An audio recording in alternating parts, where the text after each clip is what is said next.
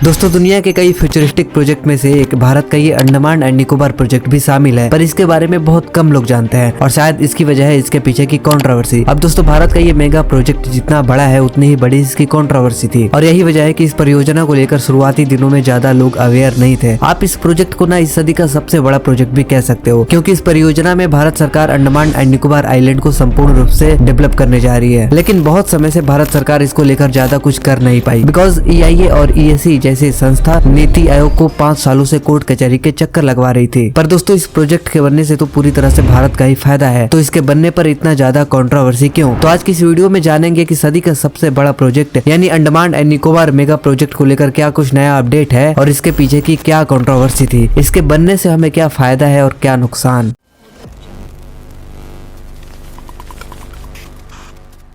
दोस्तों आगे बढ़ने से पहले हम ये जान लेते हैं कि भारत सरकार इन आइलैंड्स को यानी अंडमान एंड निकोबार आइलैंड के साथ 1382 समुद्री तटों को क्यों डेवलप करना चाहती है। जी हाँ, आपने बिल्कुल सही सुना। भारत में कुल 1382 समुद्री तटों को आइडेंटिफाई किया गया है, जिनका होलिस्टिक यानी संपूर्ण रूप से विकास किया जाएगा और इसमें से ज्यादातर आइलैंड्स तो भारत के टेरिटरीज हैं, जैसे कि दमन and Diu, Puducherry, Andaman and Nicobar island और लक्षद्वीप आइलैंड। तो इन सब द्वीपों के डेवलपमेंट को लेकर ना नीति आयोग के CEO अमिताभ कांत का कहना है कि ग्लोबल स्तर पर टूरिज्म की दुनिया में बहुत ज्यादा बदलाव आया है और भारत के पास ये अपॉर्चुनिटी है कि देश के सबसे बड़े पर्यटक स्थलों में से एक भारत भी एक बड़ा और सक्सेसफुल टूरिज्म स्थल बनकर दुनिया के सामने आए। यानी टूरिज्म के लिए भारत में एक लार्ज स्केल पर इंफ्रास्ट्रक्चर डेवलप किया जाए, क्योंकि आने वाले समय में टूरिज्म के जरिए भारत की GDP तो आगे बढ़ेगी ही, इसके साथ साथ लाखों लोगों को रोजगार भी मिलेगा। यहाँ पर नीति आयोग बेसिकली एक ऐसी संस्था है जो भारत में नए नए परियोजनाओं पर यानी मेगा प्रोजेक्ट को प्लान करती है और एग्जीक्यूट करती है in collaboration with Indian government and private investors.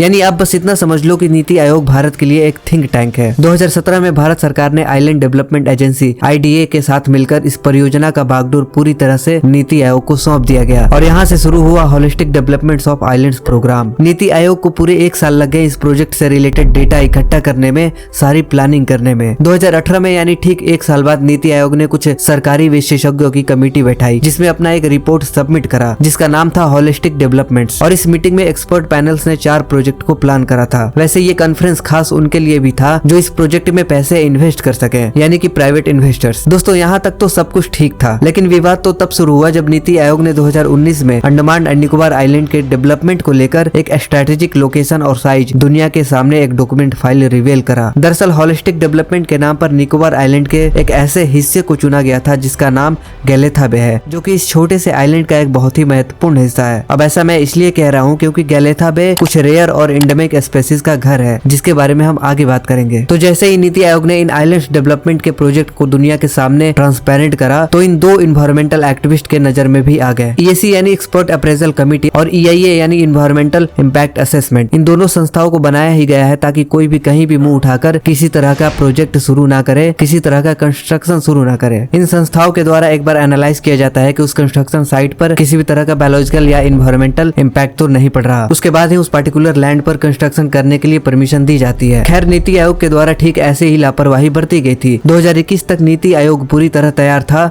सारी प्लानिंग कर ली गई थी कि कैसे निकोबार आइलैंड पर shipment terminal, airport, township, power plant और टूरिज्म जैसे इंफ्रास्ट्रक्चर को डेवलप किया जाएगा। लेकिन इस छोटे से द्वीप पर रह रहे रेयर, एंडेमिक और इंडेंजर्ड स्पीसीज को लेकर कोई ठोस प्लानिंग नहीं थी कि इसका क्या किया जाए, और न ही कोर्ट में कुछ ऐसी सेटिस्फैक्टरी प्लानिंग पेश कर पा रहे थे, क्योंकि EAC और EIA जैसी संस्था ऑलरेडी इन पर केस कर चुके थे और कोर्ट कचहरी का ये चक्कर 5 सालों तक चला। खैर 2022 के सितंबर महीने में नीति आयोग इस केस को जीत चुका था। सडनली कोर्ट ने इस प्रोजेक्ट को आगे बढ़ाने के लिए मंजूरी दे दी, लेकिन कुछ रूल और रिस्ट्रिक्शन के साथ। शुरुआती दिनों में नीति आयोग ने 5 बहुत ही महत्वपूर्ण प्रोजेक्ट को बनाने की बात रखी, जिसमें मिलिट्री सिविल के लिए एक ड्यूल यूज एयरपोर्ट बनेगा। इसके साथ इंटरनेशनल कंटेनर ट्रांसशिपमेंट टर्मिनल, एक gas diesel, solar based power plant और टाउनशिप जैसे इंफ्रास्ट्रक्चर को बनाया जाएगा, जो कि इस परियोजना की तो बस शुरुआत होगी। भारत सरकार का ये जो होलिस्टिक डेवलपमेंट करने का प्लान है, इससे भारत में एक न्यू एरा की शुरुआत होगी, क्योंकि पहली बार भारत में 1382 समुद्री तटों को एक साथ डेवलप किया जा रहा है और इससे भारत की न केवल GDP बल्कि सैन्य ताकत भी बढ़ेगी। आप बस इतना समझ लो कि सब कुछ अगर प्लान के मुताबिक हुआ तो 2023 तक भारत दुनिया के टॉप 5 सुपर पावर कंट्री के लिस्ट में एक उच्च स्थान पर होगा। वेल आपके मन में ये सवाल जरूर आ रहा होगा कि इस परियोजना की शुरुआत निकोबार आइलैंड से ही क्यों हो रहा है। दोस्तों निकोबार आइलैंड को इसलिए चुना गया क्योंकि इसकी जियोग्राफिकल लोकेशन स्ट्रेटेजिकली यानी कूटनीतिक तौर पर बहुत ही ही ज्यादा क्रूशियल है। द ग्रेट निकोबार आइलैंड एक मैसिव ट्रेड रूट के